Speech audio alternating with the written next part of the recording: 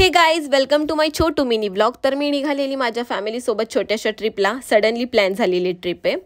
पप्पांचे friend आम्हाला सोडायला आलेले कल्याण स्टेशनला अँड लकीली त्या दिवशी ट्रॅफिक बिलकुल पण नव्हती।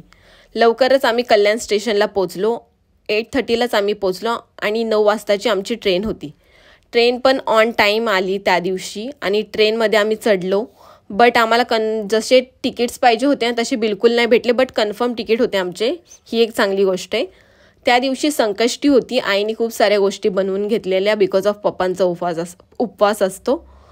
देन त्यानंतर जेवलो वगैरे आणि सर्वजण झोपले आणि इथे माझी आई कुरकुरा खात बसली। आम्ही पण सर्वजण झोपून गेलो आणि सकाळी आम्ही 6:30 वाजता एंटर केलं कोल्हापूरमध्ये आणि सकाळ सकाळचा व्ह्यू खूपच सुंदर दिसत होता, खूप म्हणजे खूपच जास्त।